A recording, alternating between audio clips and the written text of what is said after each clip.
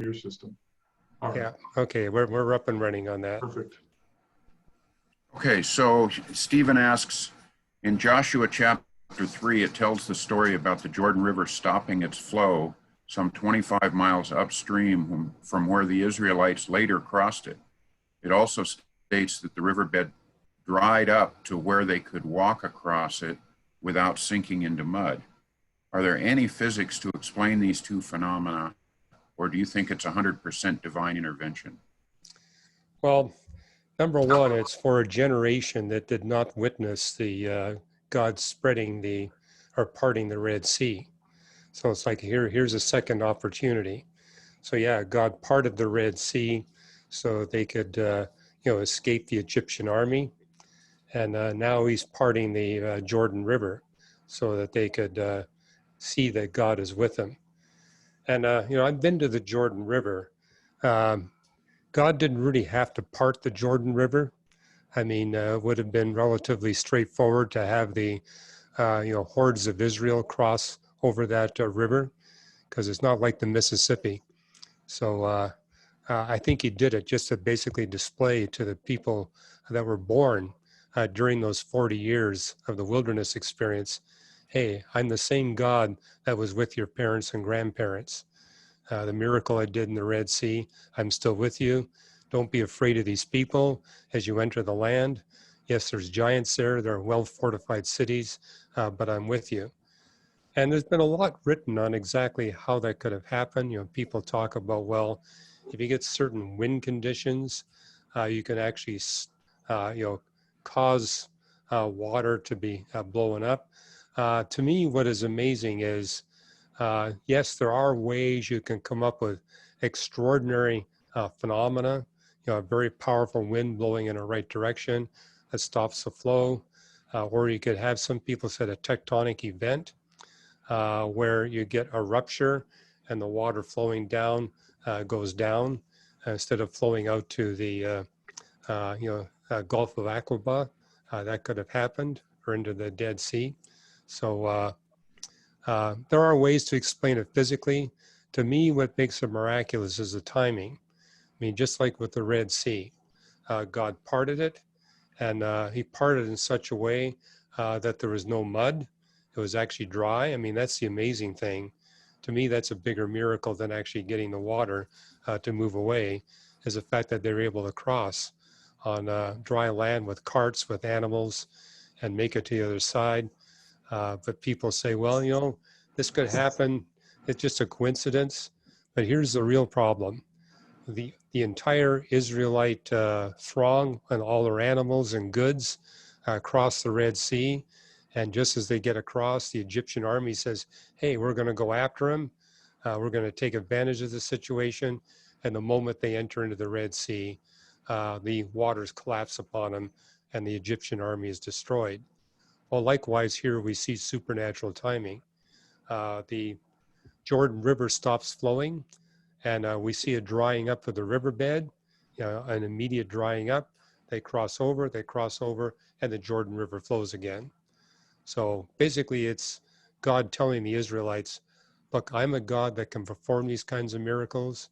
I got control over nature. I got control over the timing.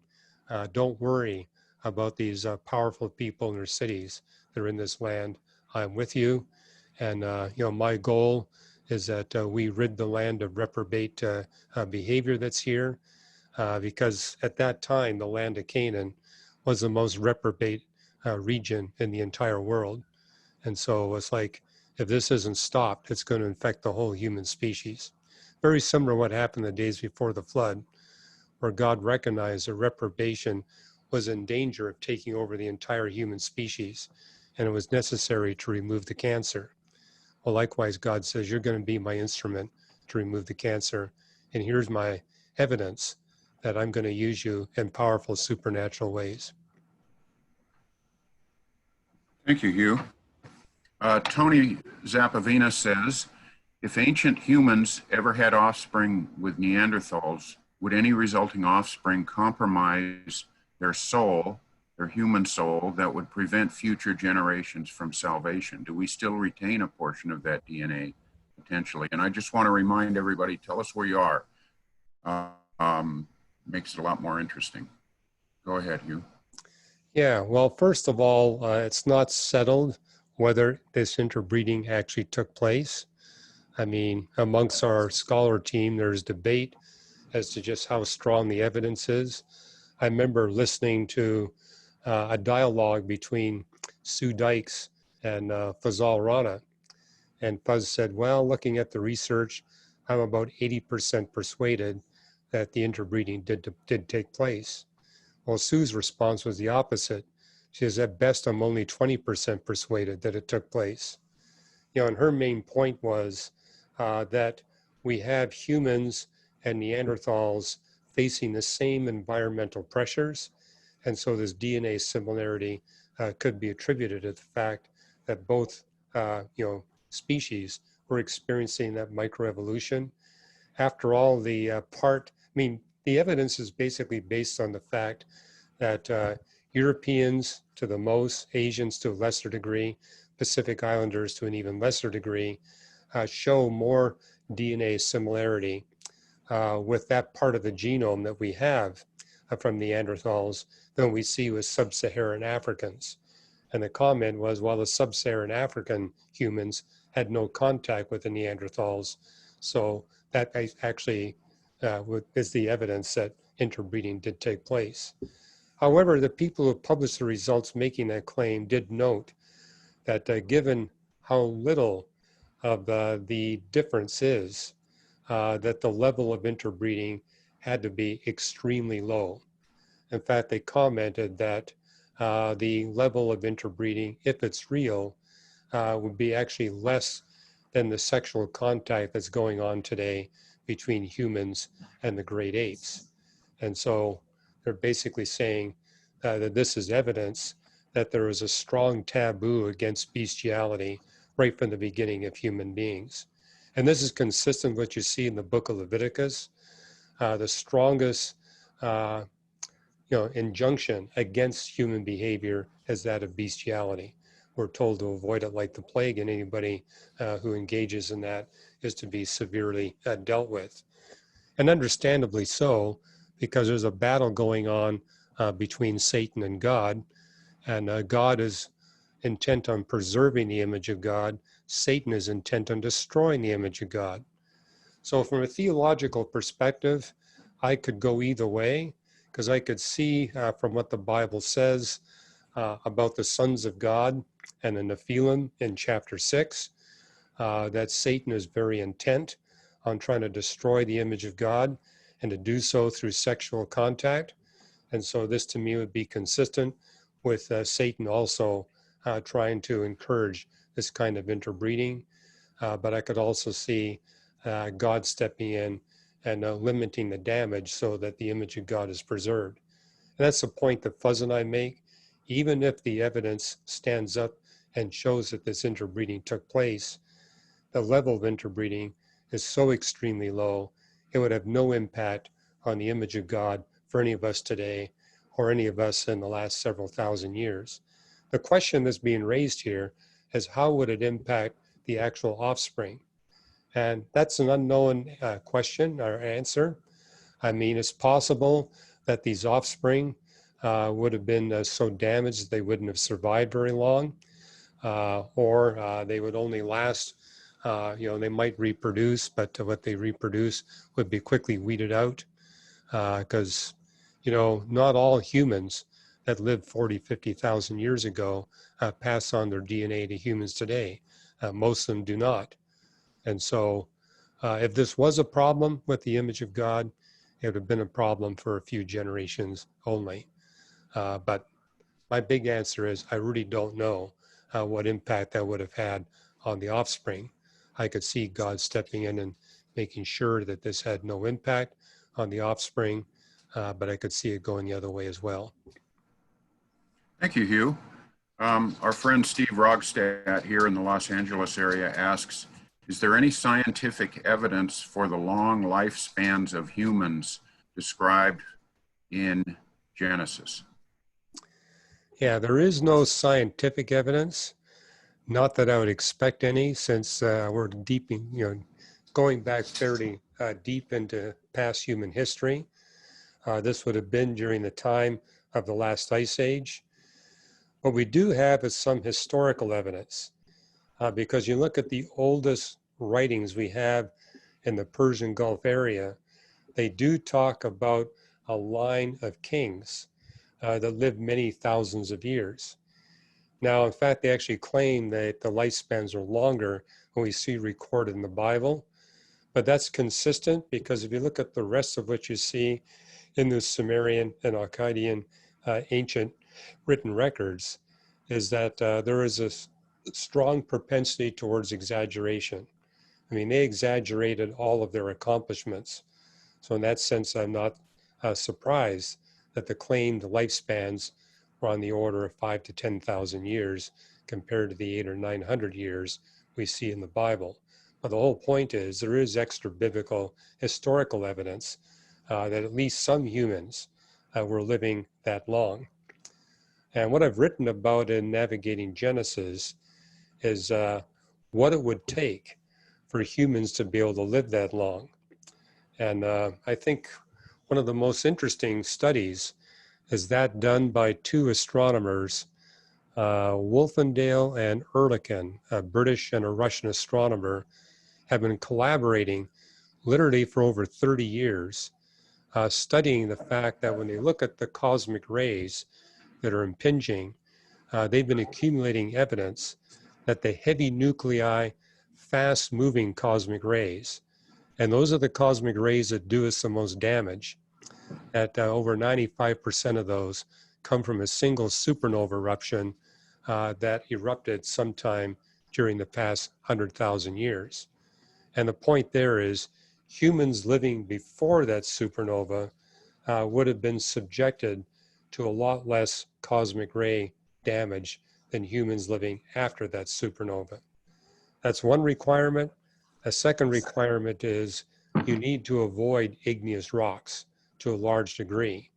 However, we see in the book of Genesis is that humans were not occupying the whole globe in the days before the flood, and hence could have been protected from exposure to these igneous rocks.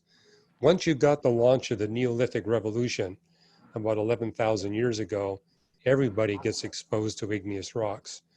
But if you've got people living in a sedimentary plain and they're not engaging in the trade or manufacturing roads and cities to a large degree, I could conceive of people not being exposed to the uranium and thorium that exists in igneous rocks. And that too would give them the possibility of living longer. The biblical text actually talks about how humans at that time were commanded to avoid eating meat. And if you want to live to be 800 or 900 years, you don't want to be eating meat. For all of you who are worried about your meat consumption today, I would say don't worry about it.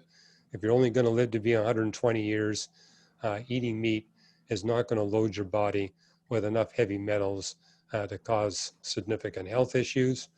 Although there are certain forms of meat I would recommend you avoid just because they are very rich in heavy metals.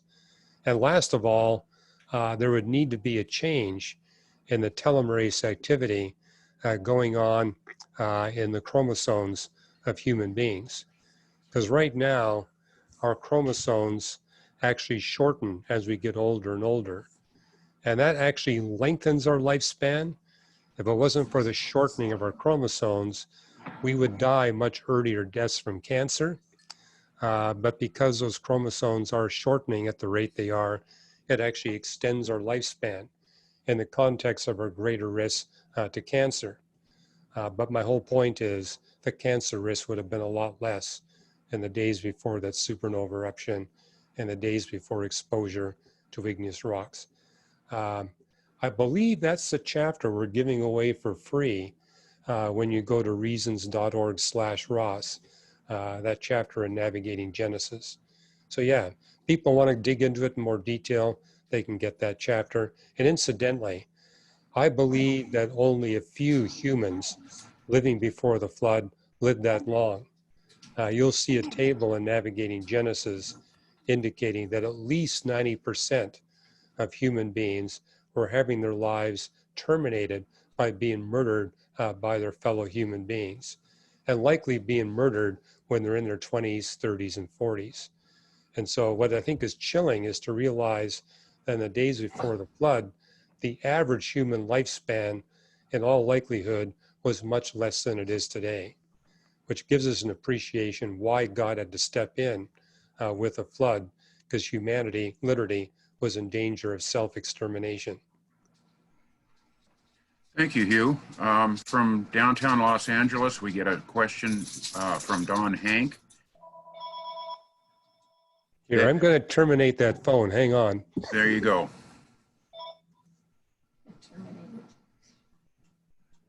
I'm going to shoot that phone. That's a good way to terminate it. Okay, no more robocalls. Don Hank says he has heard before your good teaching on animal death before sin. Can you drill down on why there was death before sin so that we can speak to Christians who would disagree? Was it a foreshadowing of Christ? Okay, good question. Timely question. I've been bombarded on both my Facebook and Twitter pages by a post I made that really had nothing to do with animal death before Adam sinned, but they jumped on me with that subject. So yeah, I've had to respond to that and basically make the point that the Bible tells us that Adam's sin brought about human death. Nowhere in the Bible does it say that there was no death of plants and animals before humans sinned. Now, my young earth friends will say, well, yes, but nowhere in the Bible does it say that there was death of plants and animals before humans sinned. The Bible is silent on the issue. So that's where Christians divide. Some say there was no death of plants and animals before Adam sinned. Others say that there were. I would argue that based on the Bible alone, we would have to conclude that there was animal death going on, certainly plant death. By the way, a lot of my young earth friends do agree that there was plant death going on, because after all, the animals have to be eating plants to survive. And they make the interesting claim that the Bible only attributes life to animals, not to plants. But actually that's incorrect. The Bible uses the same words for life and death with respect to plants that it does for animals. So that's a biblical mistake. But I think there's another biblical mistake. The Bible repeatedly tells us the laws of physics have not changed from the time that God created the universe. They will change in the future when God completes his works of redemption. But as it tells us in Jeremiah 33 and in Romans 8, these laws have remained in effect. They're immutable. What you see in Jeremiah 33, God says, you Jews change your mind all the time, but I'm a God that does not change. And as evidence, look at the laws that govern the heavens and the earth. As they don't change, I don't change. Well, if you've got these laws of physics in place, gravity, electromagnetism, and thermodynamics, that guarantees that you will have death. Unless, of course, you got access to the tree of life. And that's what we notice is that the moment that Adam and Eve, sinned, God blocked access to the tree of life. Evidently, the tree of life was the only way you could reverse the effects of thermodynamics. And we also see passages in the Bible where God talks about how he shows his love and care for lions and eagles and ravens, and then he provides those animals with prey. And so I think young earth creationists are making a mistake when they would claim that it would be unloving for God to allow carnivorous activity to take place.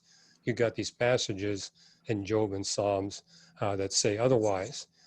Now, in terms of why it's so critical that there must be this death of plants and animals before Adam sinned, God's intent is that there would be billions of human beings that would be redeemed from sin and evil, which means that the planet must have the capacity to sustain billions of human beings. And that's only possible if you have a huge treasure chest in the crust of the earth of biodeposits, the remains of previous living creatures. And if you look in the crust of the earth, we know that there's a minimum of 76 quadrillion tons of dead biological material that's there in the form of coal, oil, natural gas. Those actually make up a tiny percentage of the biodeposits. Clathrates make up much more than all the coal, oil, and natural gas combined. That's basically frozen in methane. And then you got limestone and marble. Limestone and marble make up the bulk of the biodeposits. Now, some people have argued that they're not biological. It is true you can get limestone without biological activity. However, the isotopes, the carbon isotopes we see in limestone and marble tells us they came from once living material. And so we humans are the beneficiaries of 3.8 billion years of previous death of life on planet Earth. Nevertheless, the Bible is clear, no human death until Adam sinned.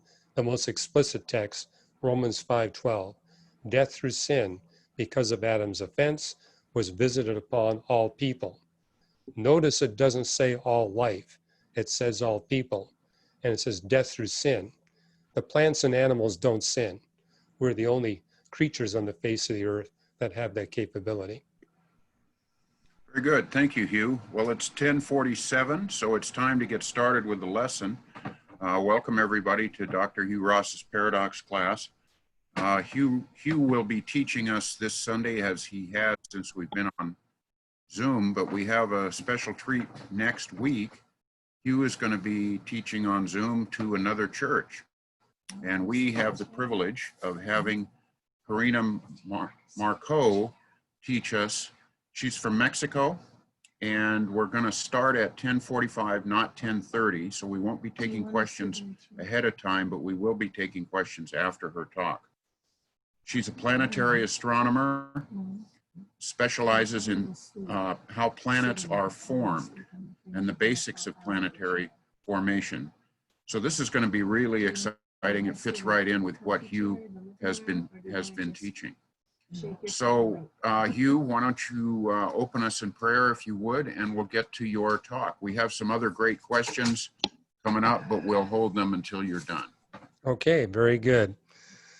Well, Father in heaven, we thank you for giving us this technology where we can meet together in spite of this pandemic. And Father, we again pray that you would really empower those scientists and epidemiologists as they try to develop therapeutic drugs to blunt the impact of this virus, and also a vaccine. And Father, I pray that we would all learn from our experiences here about how we can maintain better health for the general population. But also thank you for reminding us of just how important it is to have intimate social contact with one another. And we look forward to that day we can actually fellowship with one another face to face.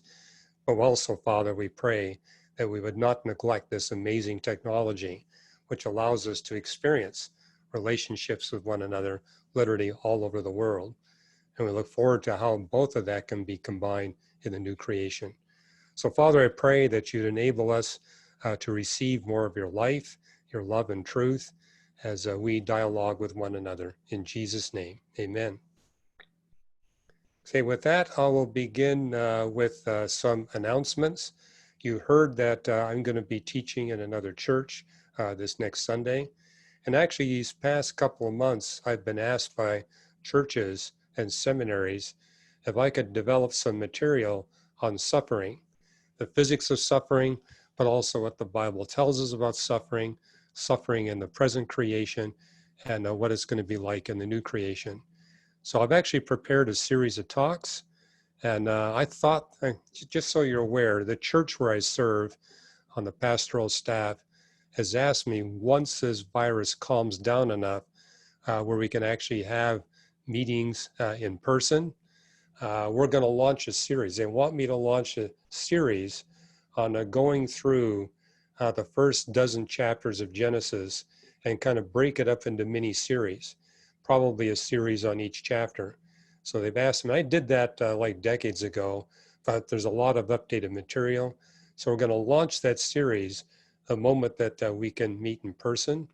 And we won't wait too long, because I think there'll come a time where we can socially distance people in a large auditorium, and Reasons to Believe has offered the use of their conference room to make that possible, which means that we'd be able to accommodate at least 40, if not 50 people socially distanced in that room, and then we'll launch that series. However, some of you may be aware, Los Angeles County here is one of the COVID-19 hotspots. And so when we're done with this series on the remarkable designs we see in our planetary system, we're going to launch a series on what the Bible and science says about suffering, and how that can actually help us get more in tune with God's Holy Spirit and taking advantage of suffering for the purposes that He has intended it. So that's an announcement of what we're going to do once we get done with this series. And with that, let me share screen.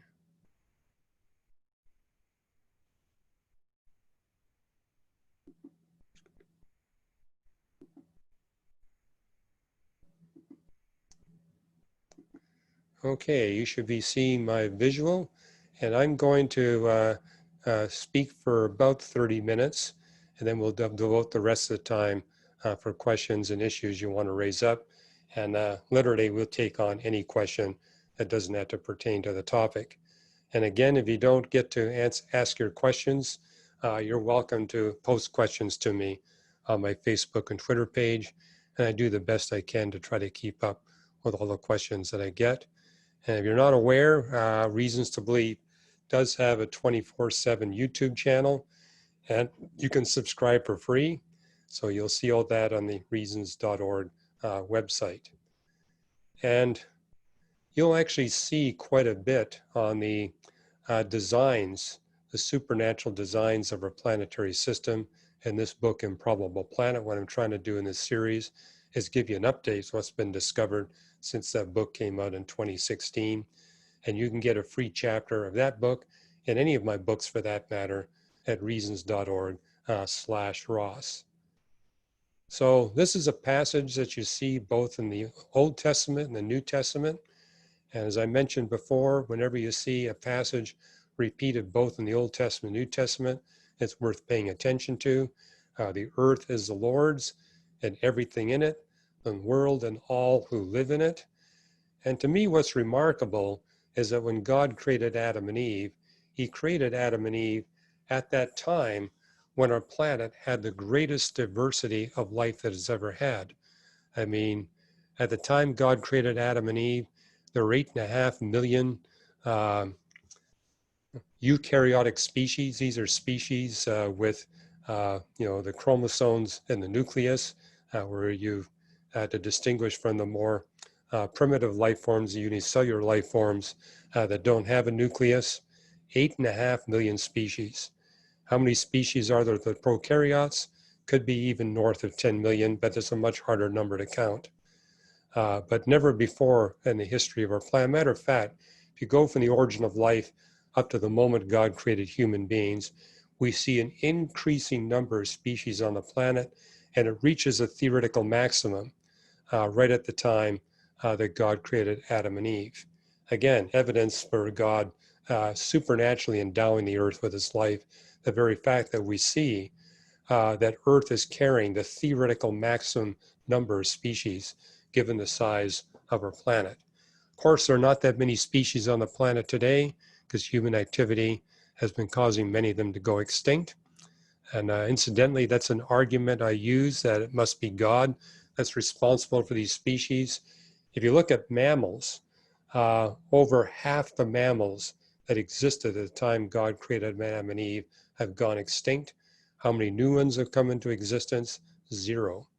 But as it says in Genesis chapter 1, for 6 days God creates, on the seventh day he stops, and we're still in that seventh day. And so what we see now is just the natural process. The supernatural interventions are not happening.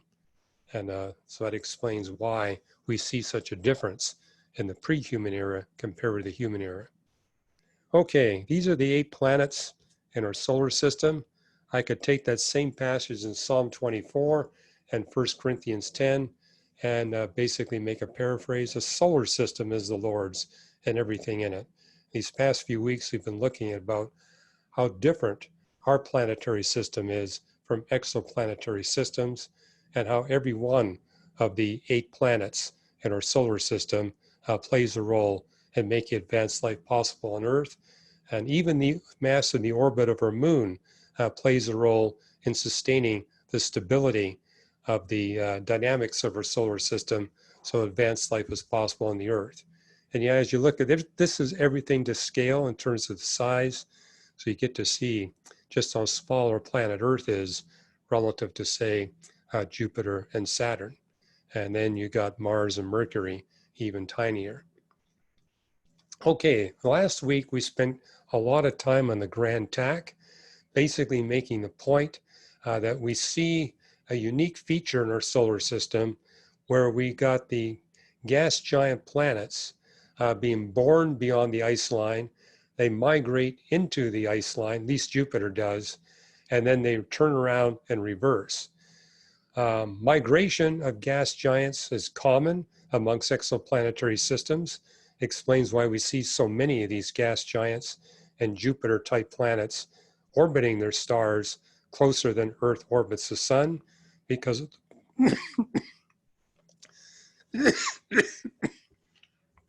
because of the migration they experienced in the early history of those exoplanetary systems. And I'm not going to repeat all that. You can download the video or the audio, it's your choice, at paradoxes.org. We actually archive all the classes here at Paradoxes, so you can get caught up there. But this is the part we didn't cover last week. How this movement of Jupiter and Saturn towards our star, the sun, and then reversing and moving back. And as I pointed out last week, what causes this unique reversal is, excuse me,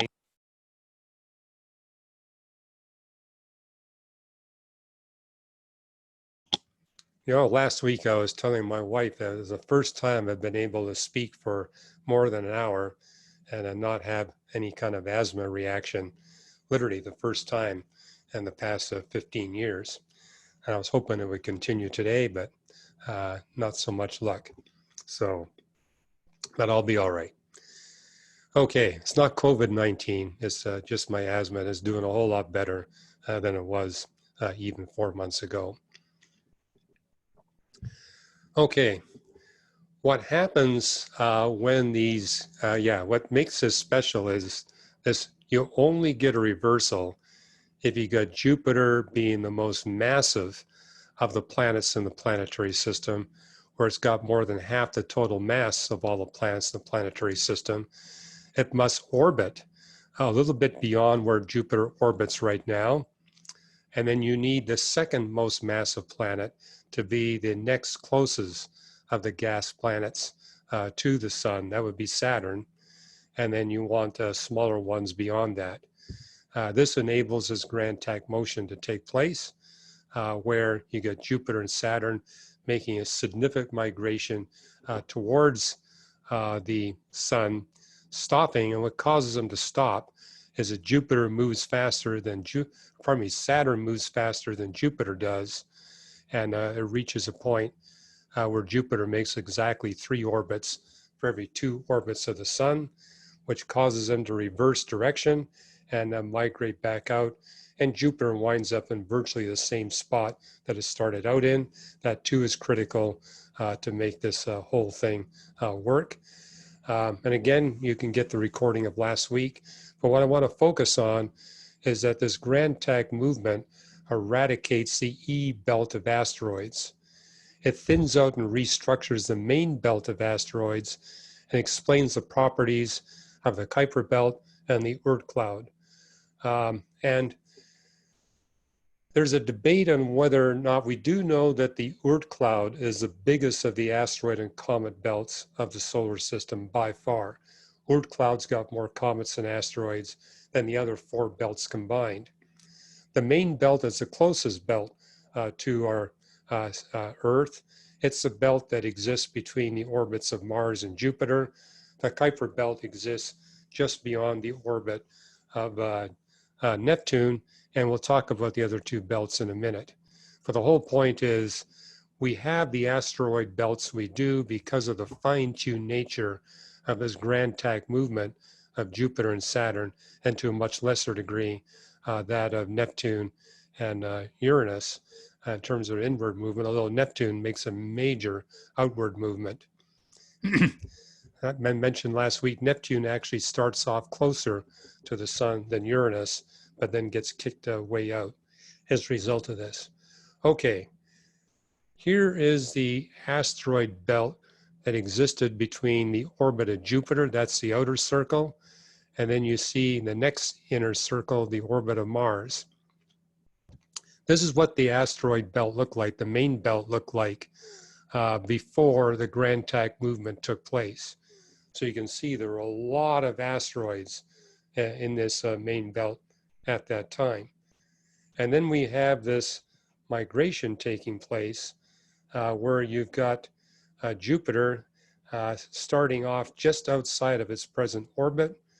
It moves into about twice the distance that Earth is from the sun, 2 astronomical units. It stops at that point, reverses, changes direction, migrates back out, but the migration actually stops. It stops at the present orbit that Jupiter is at and has been stable there for the last 3.8 billion. Well, actually, some now realize this grand tag movement, in all likelihood, happened early rather than late. Less than 100 million years after the formation of the solar system, as opposed to an older theory that put it at about 700 to 750 million years after the formation of the solar system. Recent research is overwhelmingly establishing that this happened early rather than a little bit later. But the net result was it cleared out the E-belt. The E-belt is that belt that extends halfway from Jupiter to Mars, and from that point all the way to Mars. So the net result is we have this. And so all the inner asteroids to a large degree have been cleared out. I say to a large degree because occasionally we get gravitational perturbations from Jupiter and Saturn that will disturb one of the main belt asteroids and cause it to come into what we call a near-Earth encounter, where it gets such a large eccentricity that occasionally it will go into the inner solar system. And so we do have a few near-Earth asteroids, and some of them actually do collide with the Earth over the history of the Earth. And you'll see a whole bunch of these asteroids that share the orbit of Jupiter. And they share the orbit of Jupiter, what are called the L4 and L5 Lagrange points along the orbit. If you go 60 degrees forward or backwards from the orbit of Jupiter, you've got a place where a small body can share the same orbit with a big body. It's stable, literally stable for billions of years. It's stable if all you got is one star in the system and if you don't have any other big planets. So the fact that Jupiter has over 2/3 of the total mass of all the solar system planets actually allows Jupiter's orbit to have a large number of what we call these Trojan asteroids. Asteroids that populate about 60 degrees forward in the orbit and about 60 degrees back. Occasionally, some of them get disturbed by the gravitational interaction of Saturn, but only occasionally. And yes, these Trojans would have been more numerous billions of years ago, is what they look like right now. But the whole point is we have this very dense belt of asteroids that gets thinned out. Now, if Jupiter had gotten closer than 2 astronomical units, twice the distance that Earth is from the sun, a lot more of these asteroids would have been cleared out, either driven into the sun or completely tossed out of the solar system, or tossed out into one of the outer comet and asteroid belts like the Kuiper belt or the Oort cloud. As it is, a significant population remains because Jupiter didn't migrate too far in and reverse direction and migrated outward. And so we are the beneficiaries of this significant main belt of asteroids. And I'll explain the benefits we get from these asteroids within a few minutes. Now, there's research that actually, there's new technology where we're able to actually see asteroid and comet belts orbiting other stars. Now, we don't actually see the asteroids and comets. What we do see is the dust that's generated. So, for example, if you look at the Kuiper belt and the main belt, there's actually a little bit of dust that's distributed in that belt as a result of collisions. There's enough of these comets and asteroids that they bump into one another, and when they bump into one another, they create a very thin dust and gas cloud, and we can actually detect that because dust gives us, it basically creates radiation in the deep infrared and millimeter wavelengths. And so we've been able to look at stars relatively close to our own star, the sun, and recognize that we see stars falling into 2 categories. You got stars that don't have any asteroid or comet belts at all, none that we can detect. And we do have the technological capability of detecting asteroid and comet belts that are much less populated than we see in our solar system. But we also see a whole bunch where they have asteroid and comet belts that are hundreds, sometimes thousands of times bigger than what we see in our solar system. And the understanding is as follows, namely that if you take into account all the instrumental biases in detecting planets outside of our solar system, it is really clear that the vast majority of exoplanets are small planets, not big planets. Yes, we discovered the big ones first because they were the easiest to detect with a radial velocity method. But now we have a variety of methods. It's clear that small planets far outnumber the big planets, and that we have many exoplanetary systems where we don't detect any gas giants at all. And if you don't have any gas giants, that means you don't have bodies big enough to gravitationally disturb the primordial belts of asteroids and comets. And so that would explain why you've got so many stars with enormous comet and asteroid belts. And then you've got those that where they do have gas giants, but the gas giants are orbiting farther away, or they're gas giants that haven't migrated inward. And the vast majority, as we mentioned in previous weeks, where you do have gas giants, about 83% of them have migrated much closer to their stars than Jupiter and Saturn has in the past. And this has the impact of really obliterating the asteroid and comet belts to a far greater degree than we see in our solar system. And basically making the point that the asteroid and comet belts that we see orbiting our sun, based on the observations we have so far, apparently it is unique. We've yet to find an analog to what we see here in a planetary system. And so, yes, we look at other stars, they either have no detectable asteroid or comet belts, or they got asteroid and comet belts that are hundreds of thousands of times bigger.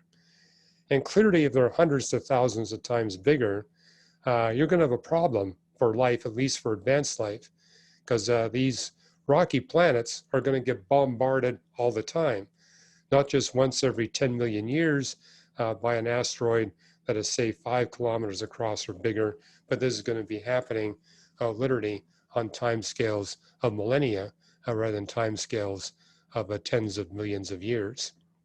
and that would make any kind of a life beyond microbial life impossible. It may even bring about the extinction of microbial life. On the other hand, we do need at least some delivery of comets and asteroids to the Earth for advanced life to be possible.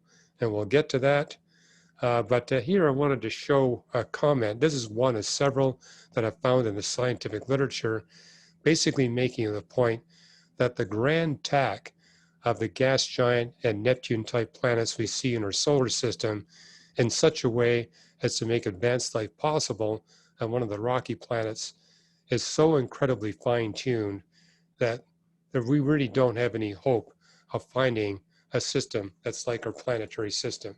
So here's one quote: other planetary systems with giant planets are not expected to have experienced a grand tack-like evolutionary path.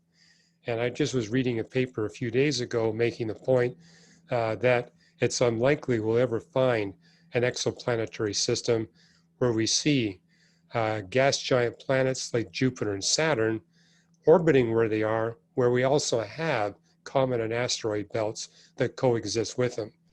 One researcher said at best only 1% of exoplanetary systems would match this, and that this is only one of many requirements for advanced life in the system. Okay, I looked at the exoplanet catalog yesterday, and yeah, we got a new update. It's no longer just 3,164 known planetary systems. The number is now 3,177. But in going through that, it's the same statistics I showed you previously, namely that only the solar system has known planets less than 1.4 times the mass of the Earth that orbit the host star between 0.35 and 3 astronomical units. And once again, an astronomical unit is the current distance of Earth from the Sun. And notice in our planetary system, all the rocky planets orbit between 0.35 and 3 astronomical units. We look at these 3,176 other known planetary system, they have no rocky planets orbiting within that range. Matter of fact, I want to point out, astronomers consider any planet that's more than 1.2 times the mass of the Earth likely to be a super Earth, and that means a planet that's got a huge gas envelope that would rule out the possibility of advanced life on that planet. And actually, Earth should have a huge, thick atmosphere, and for a variety of reasons, it doesn't. Incidentally, Venus has an atmosphere that's as thick as we would expect from planetary formation models. It's about 90 times denser and thicker than the atmosphere of the Earth, but it's the moon forming event, among other events, that thinned out our atmosphere and also thinned out our layer of water. Or here's another statistics I can share with you. Of the known exoplanetary systems that do not orbit pulsars, 99.7% either have planets with orbital periods that are less than 80 days. Mercury has an orbital period of 88 days. Either have planets with orbital periods less than 80 days. They have super Earths, of which our planetary system has none. They got Neptune-type planets that orbit closer to their host star than 2 astronomical units, or they got gas giant planets that are more than 4 times Jupiter's mass, orbiting less than 3 astronomical units, or eccentricities greater than 0.1.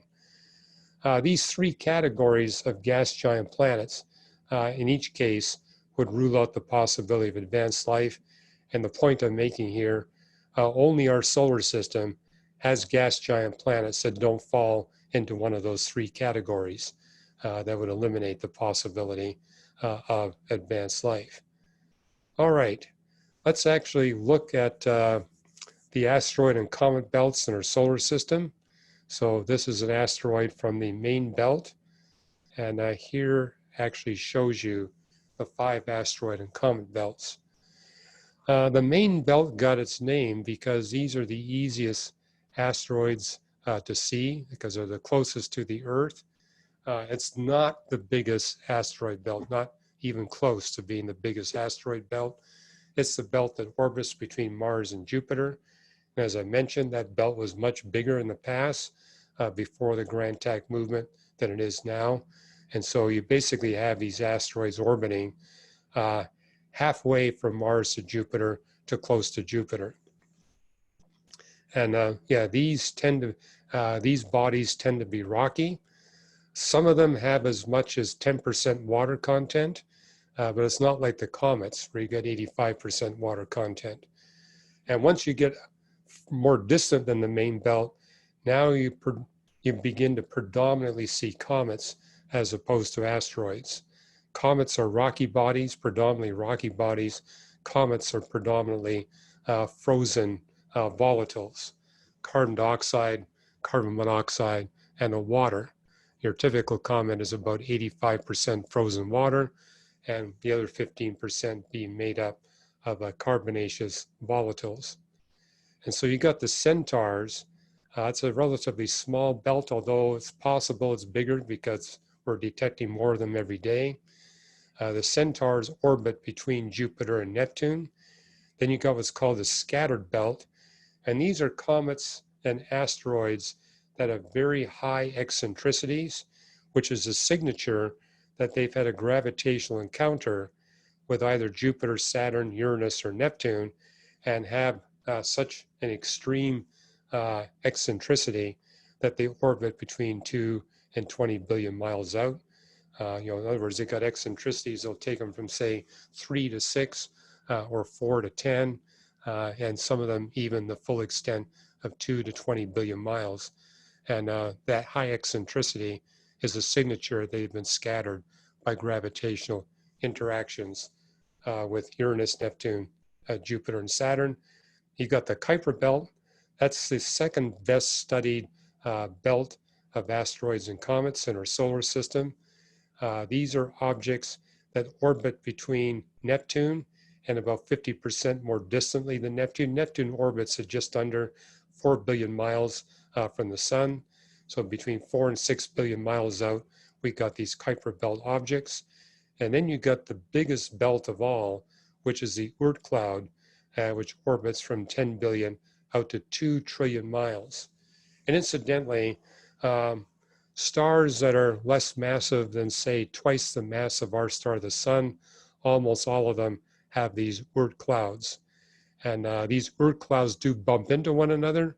And so because the sun is more massive than most of the stars in our galaxy, it has actually picked up or stolen a lot of comets and asteroids from the Oort clouds orbiting other stars. So when a star comes nearby the sun will gravitationally steal some of the objects in that star's Oort cloud.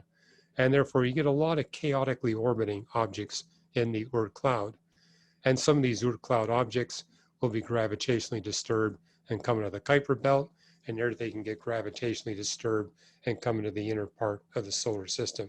So for example, we see short period comets and long period comets. The long period comets, many of them come from the Oort cloud. Now, this is something I've written about, book, Improbable Planets. I'm going to be giving a lot more detail in the next book I'm working on, just how each of these belts has fine-tuned characteristics that enables advanced life to exist on the Earth. And so it's not only necessary that the 8 planets in our solar system have the characteristics they do, the masses and the orbits that they do for advanced life, that we have these 5 asteroid and comet belts where they're orbiting at just the right distance and just the right size. What I'm going to do before we stop and go to questions is basically look briefly at some of the benefits. You would think that we'd be better off if we didn't have any asteroids or comets at all because we wouldn't be getting any collision events. That would be a problem because we need asteroid and comet belts to deliver water to the Earth. When the moon forming event took place, our planet lost nearly all of its water. There's papers showing that it retained a little bit of that water, but not enough of all the water we see in the planet today. And so there was a later delivery of water to our planet, and that came from the asteroid and comet belt, so it's comets. And incidentally, comets are continuing to deliver water to all the solar system bodies and even the moon. I mean, if you go to the south pole of the moon, there is some frozen water there because there's a crater there with walls so high that sunlight never reaches the floor, and comets have been impacting the moon. And because they're 85% frozen water, that ice remains on the moon. Likewise, that explains the polar caps we see on Mars. Mars is such that it can't retain frozen water for very long, but it keeps getting new supplies of water from comets and impact. And if a comet hits one of the polar regions of Mars, that ice will remain, at least remain long enough until the rotation axis of Mars tilts over and that ice winds up evaporating to outer space. And our planet Earth, we do, even after the moon forming event in the late Veneer, we are still losing water to outer space. There's a very slow loss of water because we got solar ultraviolet radiation impinging our atmosphere. And as it does, it breaks apart some of the water molecules there, and that causes the hydrogen to leave. So we are getting a very slow loss of water as a result of how close we are to the sun. But the water we lose is replaced by slow delivery of water from comets of various sizes. So yes, that's one of the benefits we get. Another benefit we get is that many of the asteroids, especially the asteroids in the Kuiper belt and the main belt, some of these asteroids are particularly rich in heavy metals and precious metals. There are asteroids out there that are super endowed, what we call the highly Sederful elements. These are elements that really like being around iron. So when you get one of these iron asteroids colliding with the Earth, they bring with it these HSEs, these highly Sederfil elements. That would be elements like gold and platinum and osmium and a few other rare earths.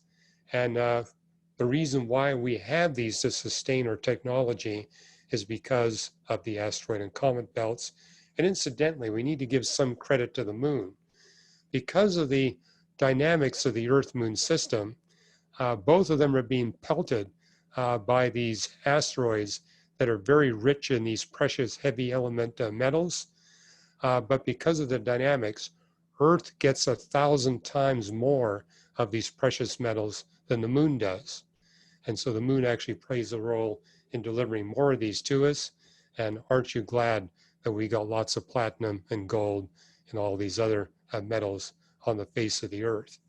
And then what you'll see in my book, Weathering Climate Change, is that it took 3 asteroids, large asteroids, striking the Earth at just the right time and just the right place to get the Ice Age cycle started, to change the Ice Age cycle from a periodicity of 41,000 years to roughly 100,000 years, and to actually bring about a period of extreme climate stability. And I've actually been getting questions on my Facebook page about this paper that got published just a few days ago, making the claim that it wasn't an asteroid that brought about the Younger Dryas cooling event, but it was volcanic eruptions. And my response to that is actually in Weathering Climate Change, that we have evidence from a crater underneath 3,000 feet of ice in northwest Greenland, that's the Hiawatha ice field, that an asteroid, one of these iron-rich heavy metal asteroids struck there, and it was at least 1 kilometer in diameter, and it could have been as large as 2 kilometers in diameter. And we can see the crater. We don't have a really accurate date for it, but it is a date that's consistent were the beginning of the Younger Dryas cooling event, which started about 12,800 years ago. And it's what I've written about in Improbable Planet. When you get a really big asteroid striking the Earth, especially one of these stainless steel asteroids striking the Earth, these iron-rich asteroids loaded with these precious elements, that will so disturb the crust of the Earth as to ignite volcanic reactions. So just like that there is a debate in the scientific literature where the dinosaurs wiped out by volcanic eruptions, or were they wiped out by an asteroid that struck in the Yucatan Peninsula of Mexico, the answer is not either or, it's both and.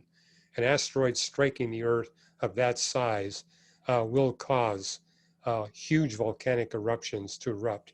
And we actually now have papers published indicating to 4 places of the decimal that both events happen at exactly the same time. Likewise, I would anticipate that the asteroid that struck in the Hiawatha region did ignite volcanic reactions. And incidentally, I cited papers in Weathering Climate Change that what happened in North America during the last ice age was an extremely rapid recession of the ice.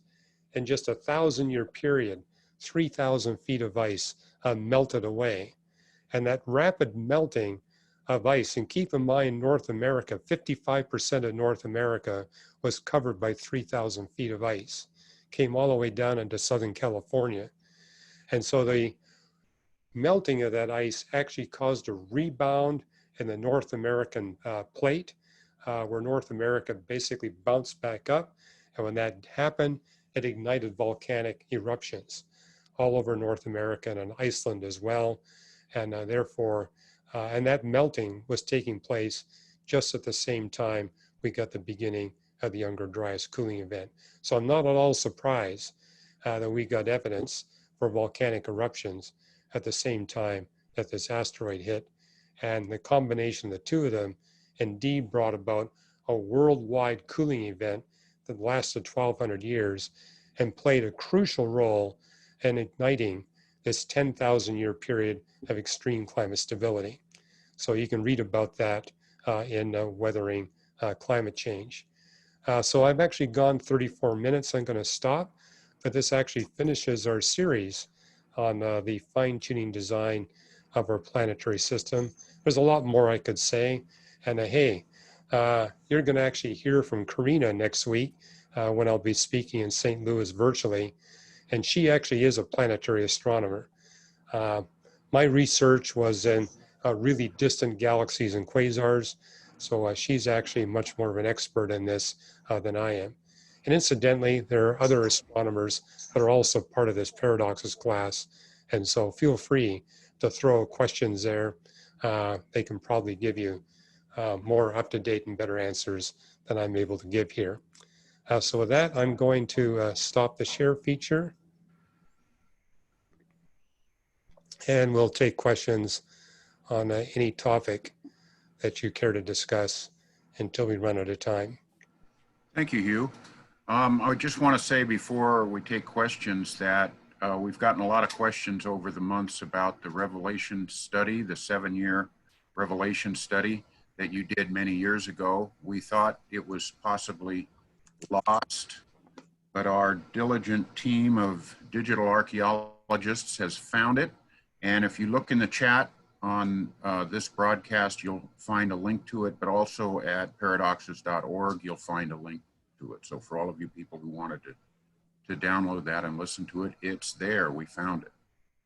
I just want to remind everybody that if you want to ask Dr. Ross a question, please do it through the Q&A feature on the Zoom broadcast. We're not doing it through the chat line and or through raising your hand.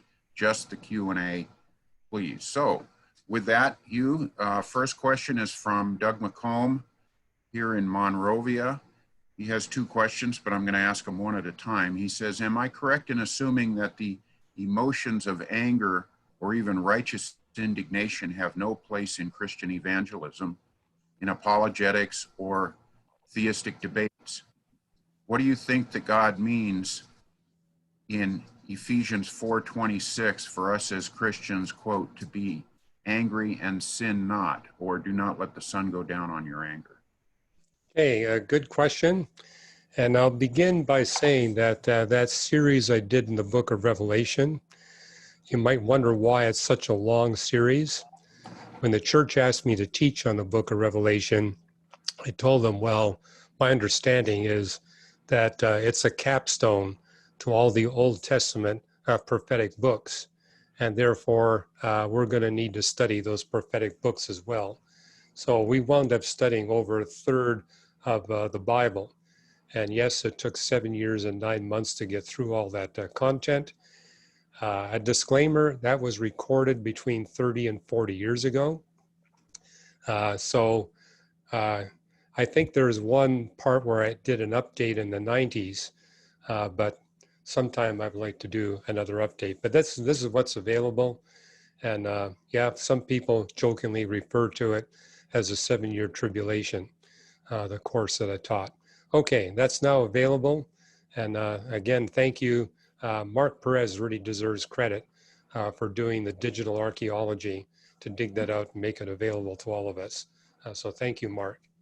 And incidentally, I want to indicate that next week when I'm actually teaching in St. Louis, you can pose questions to Karina, you can pose questions to the other astronomers, you can also pose questions to Ross and to Mark.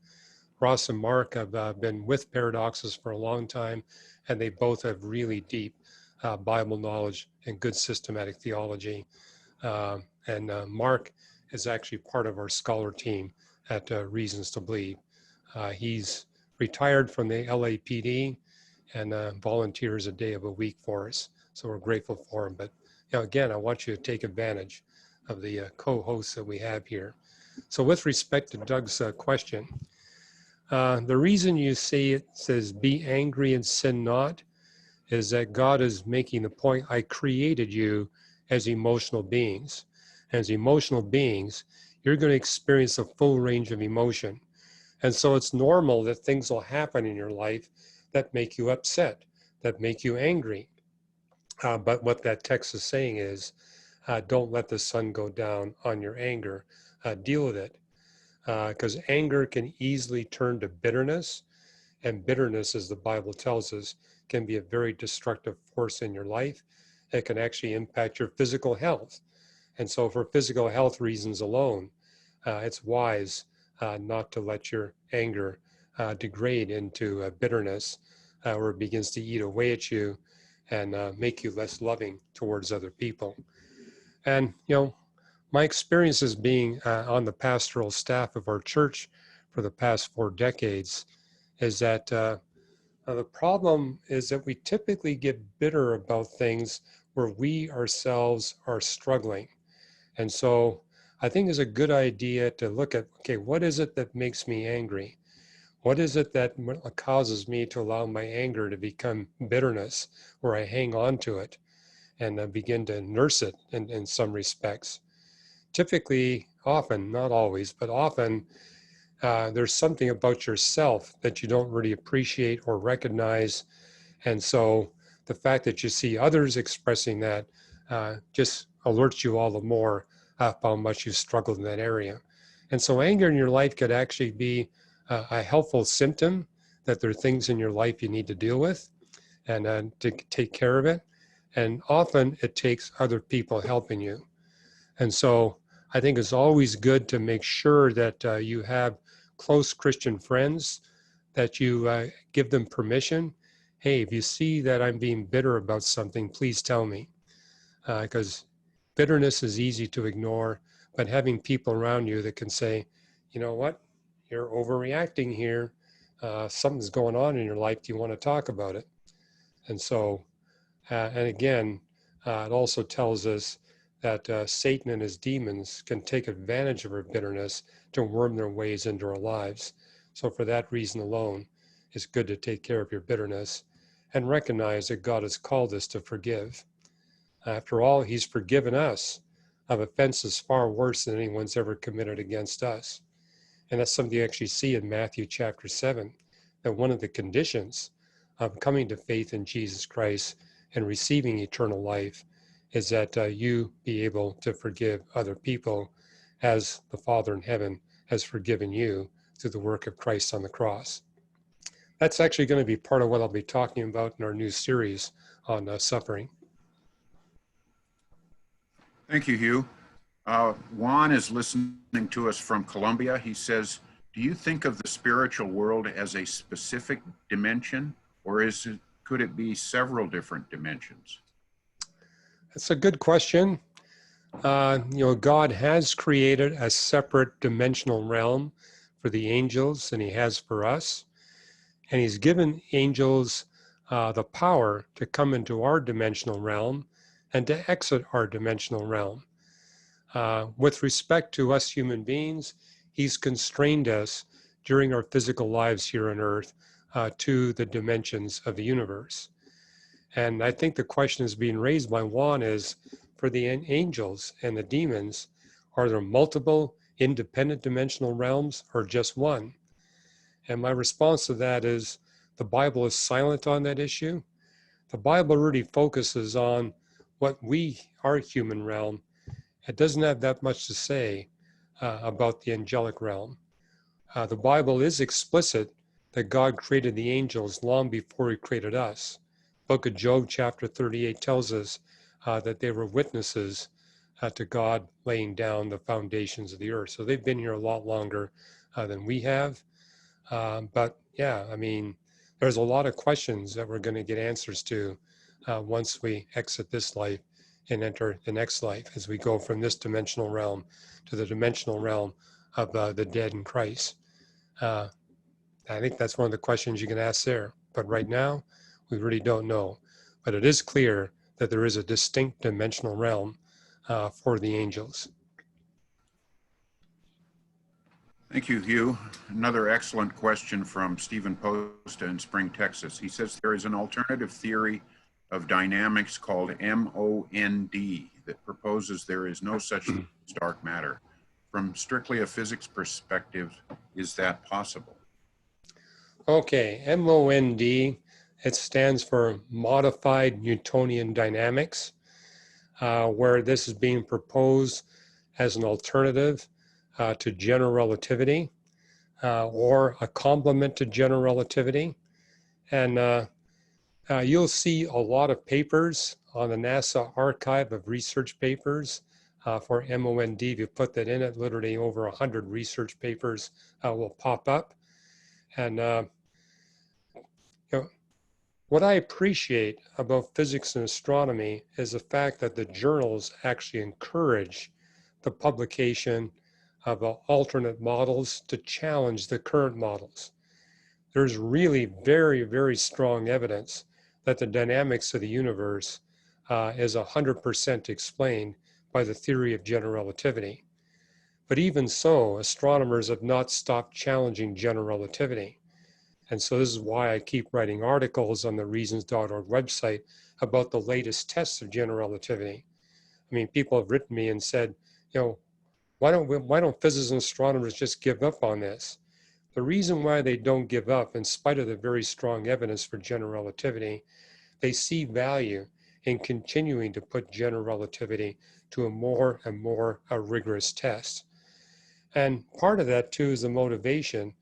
Maybe if we put it to sufficiently rigorous tests, we'll actually find laws of physics that we haven't recognized yet, or constants of physics we haven't recognized yet, or particles we haven't recognized yet, that actually will fine-tune what general relativity generally describes.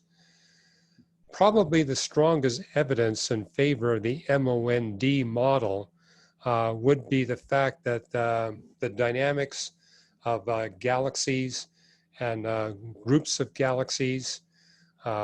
People have made the comment that if you actually look at the structure and the dynamics of galaxies, there's a way to better explain that with the MOND model, where it complements general relativity as opposed to general relativity explaining everything. However, there's been responses to all of those claims. And I've actually written about this in the book I'm working on right now, how in terms of the latest research on the dynamics of the galaxies, I'm really not seeing a good case for MOND. And that's been the trend of the last 3 years, is that what we thought was positive evidence for MOND basically is being eroded away as we continue to study the populations and the dynamics of galaxies and the behavior of dark matter. I mean, that's the same thing. People have been saying maybe dark matter is not all it's claimed up to be, but again, we're seeing continuing evidence for dark matter. This debate is not over. There's still a debate going on about whether or not MOND has any validity, but at least my opinion is, reading the scientific literature, the case for MOND is getting progressively weaker and weaker as we learn more and more. But it's not dead yet, but it's heading that direction, in my opinion. Thank you, Hugh. Brian in League City, Texas says, is God actively adjusting the universe and Earth's natural processes for our benefit, or does he not interfere? Well, he's not interfering now. For 6 days God creates, on the seventh day he stops. And there's no evening and morning for the seventh day in Genesis 1. And we got both Psalm 95 and Hebrews 4 telling us that we're still in God's seventh day. And the seventh day is when God stops intervening in miraculous ways in creation. It doesn't mean he's not intervening in other ways. I do believe he's miraculously intervening in the lives of human beings. But in terms of his interventions in nature, that's not happening during the human era. And I think this is important because it actually allows us to test the God hypothesis, in the sense that any science that we do in the human era will reveal a 100% natural process.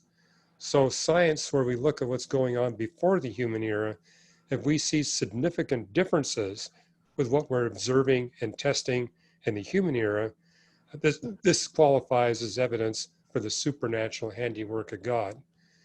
And the evidence we see there is predominantly for God working with the laws of physics, not independent of the laws of physics.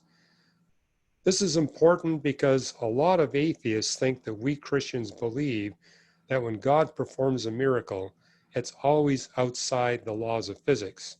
That does happen when Jesus walked on water, when he rose bodily from the dead. That was God operating beyond the laws of physics. But as you look at the Old Testament, most of the miracles you see described there are miracles that can happen within the laws of physics, but require supernatural control of those laws of physics. An analogy I would raise is that a natural process like a hurricane going through Minnesota is not going to stir up the iron ore there and turn it into an airplane. It's going to take humans mining that ore, processing that ore, and manufacturing different components that can be assembled into an airplane.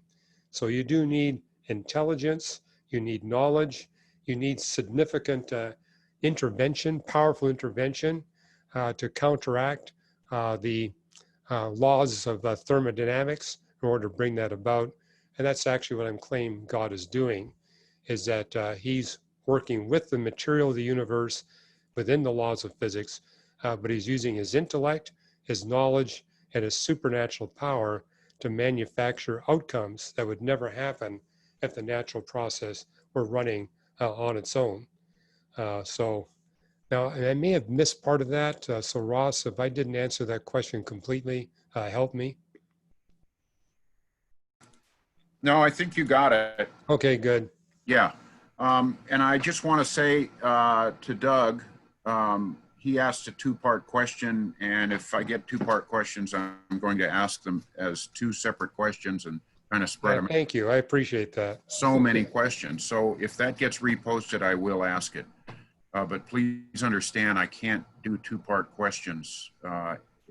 We've got like 13 open questions right now. So another question, really good question from Stephen Posta. He says, when planet gets kicked out of star systems, where do they go? And do we have any idea what the average number of ejected planets per star system are? Okay. Yeah, I mean, That's a search that astronomers are looking for now, what do we call orphan planets, planets that would be orbiting between different stars. And we haven't discovered any yet, but based on what we know about the way planets form and what happens after they form, we do expect that there's been many planet ejections. And so, yes, there should be planets roaming around in interstellar space. And if people have actually been speculating, is it even possible to consider life on planets that are orbiting in between the stars? So you'll find some papers published on that. But yeah, I'm convinced there's got to be lots of planets out there. That's a question you can pose to Karina next week. It'd be interesting to hear from her how many of these, what they call rogue planets or interstellar planets, actually exist out there. Next question is from Scott, who lives in Seattle. He says, in simple terms, if possible, how can scientists even know about the migration of the gas giants like Jupiter? Well, they know about the migration because we find so many of these gas giant planets orbiting relatively close to their host stars. I mean, the majority of the gas planets that have been discovered are orbiting interior to the orbit of the Earth, up at their host stars. And we know they can't form there. There's not enough volatiles there to form these gas giant planets. They have to form outside that ice line. That ice line is where the temperature drops to about 150 degrees Kelvin. And that's where you're going to have frozen water, frozen carbon dioxide, frozen methane, and ammonia. And that would explain why you have these planets like Neptune and Saturn and Jupiter that are so very rich in gases. But the fact that they wind up closer to the host stars tells us they must have migrated inward from the place where they initially formed. Again, that'd be a great question to pose to Karina next week. Thank you, Hugh. Our friend Tim Hogle here in the LA area says, is there a dynamic reason that explains why the grand tack occurred in a stable orbital configuration? It happened only once and then restabilized in the present configuration. Yeah, good question. And because we can easily imagine scenarios where we got Jupiter and Saturn coming into a 2-3 mean motion resonance, where you got Jupiter making 3 orbits for every 2 orbits of Saturn, and then they migrate outward and they wind up in a 1-2 resonance, or you get a resonance with Jupiter and Saturn with Uranus and Neptune that destabilizes the solar system. You know, I've been reading research papers on how just very tiny shifts in the orbital position of any of the 4 gas planets in our solar system is enough to destabilize the solar system. And actually, even a tiny motion of Venus could have an impact. And so there's lots of ways to destabilize our solar system. One of the miracles of our solar system is we got these 8 planets orbiting at just the right distance, with just the right masses, just the right mass ratios of one another, that our system remains stable enough for advanced life for such a long period of time. So, and what's interesting too is that you actually, for example, if you were to have Mars, it's now orbiting at 1.524 astronomical units.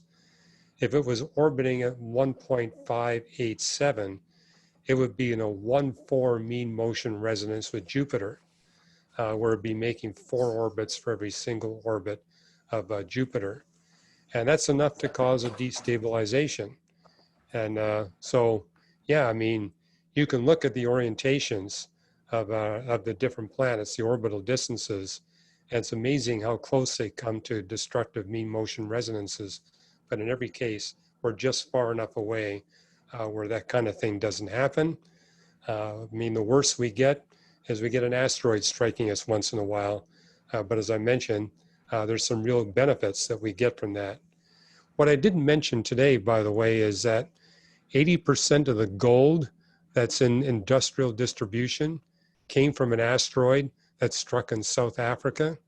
50% of the nickel that's in industrial circulation comes from an asteroid that struck in Ontario, Canada. And so our society really has greatly benefited from asteroids that hit tens of millions of years ago. So it's interesting because, I mean, a lot of these asteroids that come in with very high nickel content or very high gold content. Thank you, Hugh. Our friend Mark Durham, who's an ecologist here in Monrovia, says, assuming a fifth inner planet once existed in the solar system, where would it have lined up with the other rocky planets' orbits and the ice line? Yeah, there's good evidence now that our solar system began with at least 10 planets, 5 rocky planets, and 5 gas planets. One of those rocky planets, Theia, collided with the Earth. And by the way, a new paper came out that resolves a debate that's been going on for the last 3 years about whether the planet that collided with the Earth to form the moon and boost the mass of the Earth was 10% the mass of the Earth or as much as 50% the mass of the Earth. New research now shows it's between 11 and 15%. And so this has really helped us understand the moon forming event to a much greater degree as in the past. A paper was published less than 2 weeks ago making the point that this idea that the moon had the same elemental composition as the Earth and therefore required that the two bodies that merged with one another in the moon forming event had to have approximately the same masses. We now know that actually that's not the case. The lunar material that's close to the surface of the moon, that is the mantle of the moon and the crust of the moon, is similar to what we see in the crust and the mantle of the Earth, but the interior of the moon is very different than the interior of the Earth. And therefore, it's certainly possible that the body could have been a lot smaller, and it could have been orbiting actually more distantly from the Earth than, because a lot of people are saying it had to be sharing the same orbit. None of that is necessary, and it's actually made possible a much more detailed moon forming event. But I'll tell you this, it also means we got a lot more fine tuning than we thought of in the past. So I may have forgotten everything that Mark was asking. So did I get it all or not? No, I think so. Well, he said, where would it have lined up with other rocky planets' orbits and the ice line? Okay, I think he's referring to the third ice giant, ice planet. I mean, our solar system's got 2 gas giant planets, Jupiter and Saturn, and started off with 3 ice planets, which would be Uranus, Neptune, and a third planet, coming in probably about 10 times the mass of the Earth. And only Jupiter and Saturn made significant migration inward. Uranus and Neptune made a very slight inward migration, very tiny indeed, and then moved outward. And likewise, this third ice planet would not have made any significant inward movement. And so it would have had virtually no dynamical impact on the rocky planets in our solar system. Neptune, as I mentioned last week, got kicked out from about 12 times the distance that Earth is from the sun to 30 times the distance that Earth is from the sun. This third one got kicked way farther out and maybe even completely ejected from the solar system. If it exists orbiting the sun, it's orbiting the sun between about 50 and 100 times the orbit of Neptune. And there's a search going on for that planet right now. But this Grand TAC model that I was talking about works either way. It does require that this third ice planet must have existed and must have been ejected outward and either got completely ejected or just ejected to a very, very distant orbit about the sun. Thank you, Hugh. We'll get back to Doug from Monrovia. He says, where did all of the asteroids in our solar system come from? Are any of them the remains of Theia colliding with the Earth or from other collisions Or did all of that coalesce with the moon and the Earth? It actually goes back earlier than that, because when the sun forms, like all stars about the size of the sun, it forms this big disk of gas and dust and debris. We call it the protoplanetary disk. And the planets form out of that protoplanetary disk. But when they form, they do not consume all the stuff that's in the protoplanetary disk. And so the asteroids and the comets are basically the leftover remains from planet formation in our solar system. And again, we got Karina, who's much more expert on this than I am. That'd be a great question to pose to her next week. Karina, I hope I'm not putting you too much on the spot here, but I'm really glad that you're going to be here next week. Great. Thank you, Hugh. Ryan from Pennsylvania says he saw an article where Japanese scientists believe they found microbes from 18,000 feet below the ocean surface and that they have been there for 100 million years, and that they were able to start growing them again. Is this accurate? And if so, how is it possible? It is accurate. This is referred to as benthic life, microbes that exist at the bottom of the ocean and exist even interior to the bottom, where they burrow their way into the sea floor. And there's very little energy there.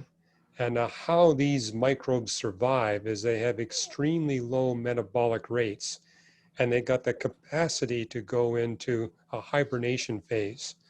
And what these scientists have discovered is evidently these microbes have been hibernating not just for years, but literally for millions of years.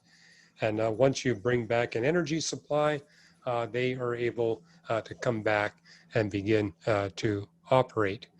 But yeah, benthic life, all of those microbes are designed in such a way as to survive on very little energy, because there's hardly any energy there available to them, or food supply.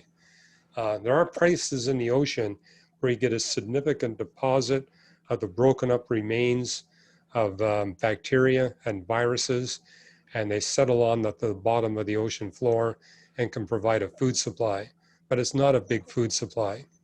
So yeah, those life forms have to, and by the way, a lot of people have speculated that this is the origin of all life on planet Earth, but the metabolic rates are so extremely low that these are microbes that have no potential for evolution, not even microevolution, because of their extremely low metabolic rates, and also how they have to, some of them are actually living under high temperature and high pressure conditions, which means that they're basically also have to be designed with the biochemical machinery to repair damage, because these are creatures that are being damaged big time.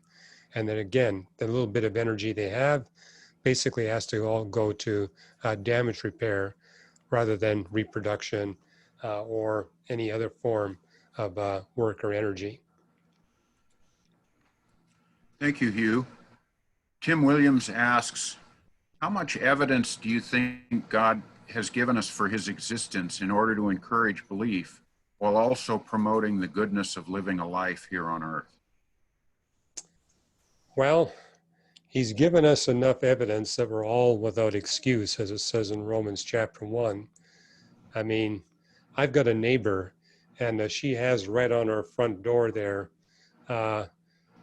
this is a home where we worship God. And if you don't, look outside, basically making a point, hey, just look around you. What we see around us is so extraordinarily beautiful and elegant and complex. Some mind had to make it all. Some mind who's got incredible knowledge and intellect and a great power in order to pull this all off. So the evidence for God is everywhere. And then we look at everything he's provided and to realize this is a God that has enormous love for us, because look how richly he's provided for us. And he's also made it possible for us to enjoy this life here on Earth. I mean, I think the few decades we have here on Earth is basically preparing us for a future career in the new creation. But I love the way that God has made our lives here on earth with enough suffering, if you like, to prepare us for those future careers, but also as a way where we can really enjoy life here on earth. And he actually expects us to really appreciate and enjoy what he's created. Life is good. Life can be hard, but life can be good too, given everything that God has provided. And so we were looking at a very generous God. I think that's why it's important that we say grace with every meal. Just realize, if there was no God, there'd be no food. And if it was any other kind of God, all of our food would look like cardboard, taste like cardboard, and have the texture of cardboard. And how unpleasant dinner would be if that was the case. And so I think it's important to remind ourselves just how generous our God has been and how beautiful and glorious he's made everything. Thank you, Hugh. Keith in New Zealand says, why was the primordial Earth so poor in heavy metals compared with asteroids and comets? Thank you. Earth is actually extremely rich in these heavy metals. But keep in mind, the heavy stuff will tend to sink into the interior of the Earth. And so as we look at the Earth, it's probably the most heavy metal rich body in the universe. So for example, if you compare the abundance of uranium and thorium in the crust of the Earth with what we would anticipate would be the case for rocky bodies elsewhere in the universe, based on what we can measure in our galaxy and other galaxies, you come to the conclusion that Earth has 340 times as much uranium as any other rocky body and 630 times as much thorium. And it's all that uranium and thorium that makes possible, because there's going to be way more of it in the interior of the Earth, and that's what makes possible our plate tectonics, the heat release from uranium, thorium, and the potassium decay. And that's also what enables us to have a strong magnetic field that protects us from deadly solar and cosmic radiation. And now, what did we have initially?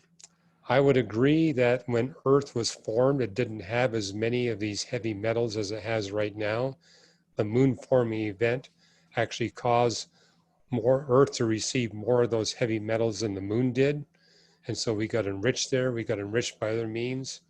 And the reason why we see these asteroids that are like pure stainless steel complemented with all these precious heavy metals is that if you were to break up the Earth, for example, the core of the Earth would be like these asteroids. And so about a quarter of the asteroids in the main belt are what we call metal asteroids. And what's interesting is some of those asteroids have better grades of stainless steel than we manufacture here on Earth. And so yes, that asteroid that struck in Ontario, that's been a place where people have gone just because of how much nickel is in that asteroid that struck there. And that's in circulation to this day. So yes, we are richer than we were in the past, but even in the past, we were extremely rich compared to what we expect for the rocky bodies the size of the Earth. Thank you, Hugh. Darius has a good question. He says, thank you for your talk, first of all. Says, when you mention the creation of Adam and Eve, do you mean this literally? Because our current understanding of evolution states that the earliest life formed approximately 4 billion years ago, and life then evolved from this in a complex tree. The main idea is that modern humans appeared about 200,000 years ago. Well, before we did this series on the designs of our solar system, we did a series on the human origins. And you'll actually see an article that's posted at reasons.org on the dating methods for dating the origin of human beings, and basically making the point that once you get earlier than about 45,000 years ago, we don't have any direct dating tool method. We have dating methods that have very significant systematic effects. And so when you see in the published literature that the date for the origin of human beings is 200,000 years ago, if you actually look at both the statistical and the systematic errors, that's 200,000 plus or minus about 200,000. The best date I've seen is 150,000 years ago, plus or minus 150,000. Although the minus wouldn't be that big because we do have carbon-14 dates that show us that humans have been present on Earth for at least the past 45,000 years. And if you look at what you see in the book of Genesis, Genesis 2 tells us that God created Adam and Eve when 4 known rivers, 2 which still flow today, came together in the Garden of Eden. That location today is more than 200 feet below sea level, but during the last ice age would have been above sea level. So just based on what you see in Genesis chapter 2, apparently God created Adam and Eve during the last ice age, although I've seen some theologians that said, well, the Bible doesn't rule out it could have been the ice age before. But I think there's good evidence based on these other dating methods that God created Adam and Eve during the last ice age, simply because there's 3 epochs, known epochs during the last ice age, where you got possible, easy, rapid migration from the Persian Gulf to East Africa and from East Africa to the Persian Gulf, which would explain why the earliest artifacts that we can attribute to human beings show up in both locations. But yeah, you can, that's all archived at paradoxes.org, the video recordings of that series we did in human origins. And I would check that out. But yeah, just be aware that those dates for the origin of human beings have rather substantial errors. I think, Hugh, the thrust of his question has more to do with, do you take the creation of Adam and Eve to be something God did literally or through the process of evolution? No, I believe that it was a literal creation event, because what you'll see in that series that's archived at paradoxes.org is I reviewed the evidence for the uniqueness of human beings relative to Neanderthals, the Denisovans, Homo erectus, the Australopithecines, Homo habilis, etc.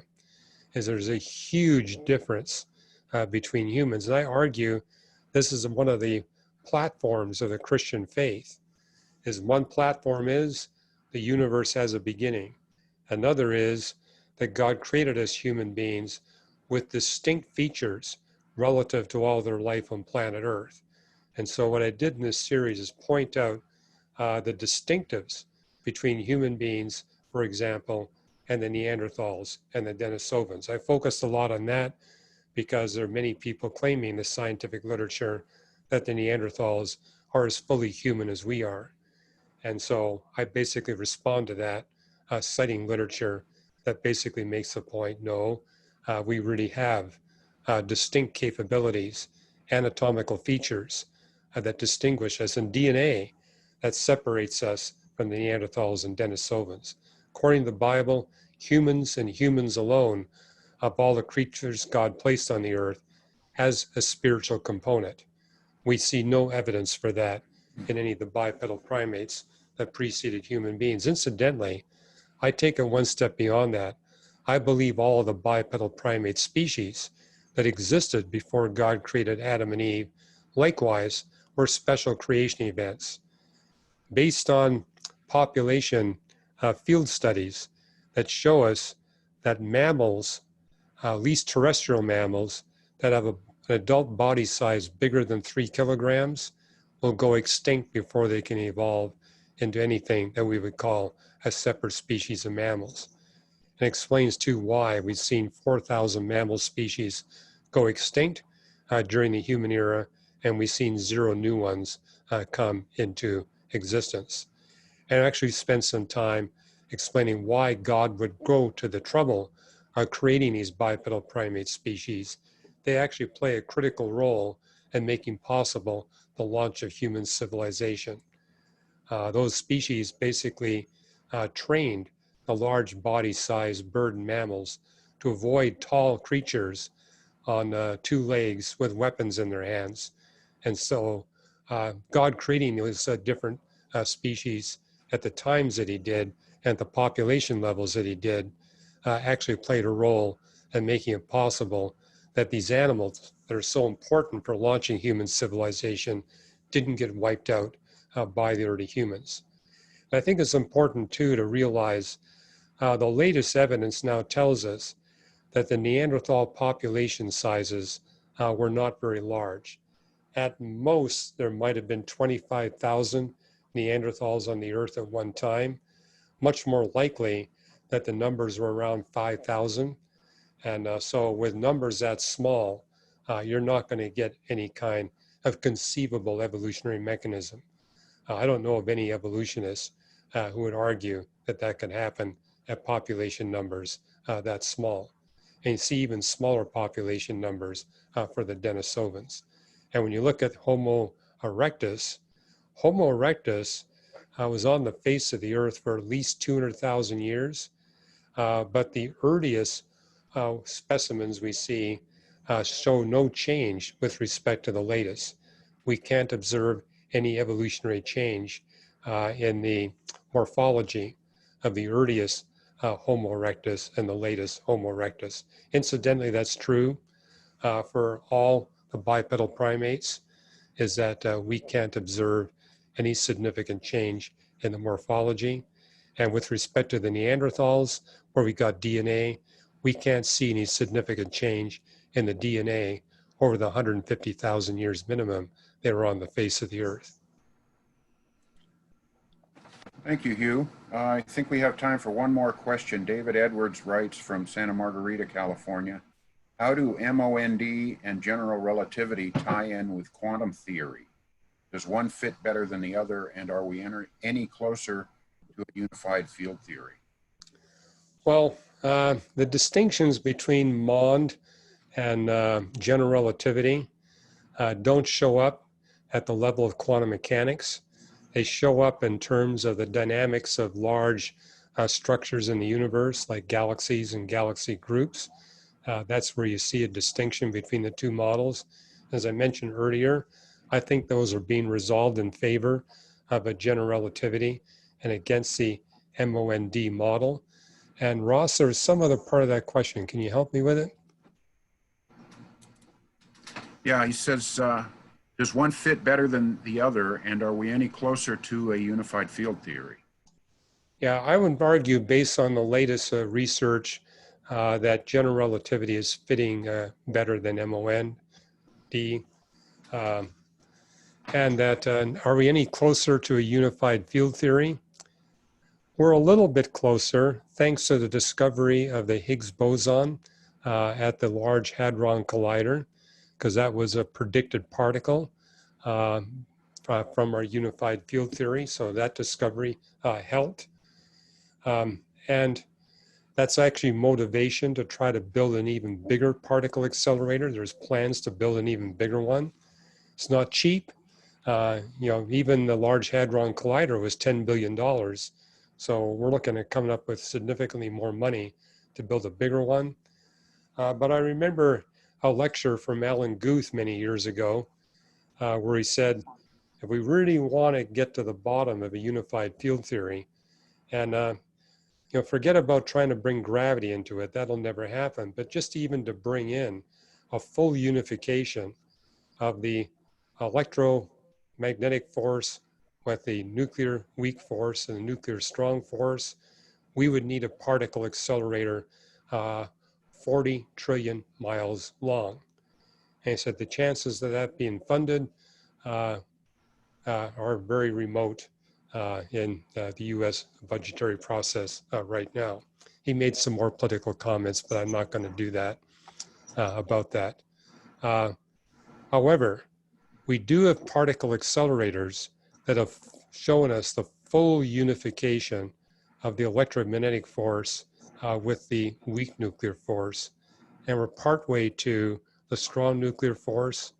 But yes, we'll never have the technology to develop a complete unified theory, even for just 3 of the 4 forces of physics, let alone that for gravity.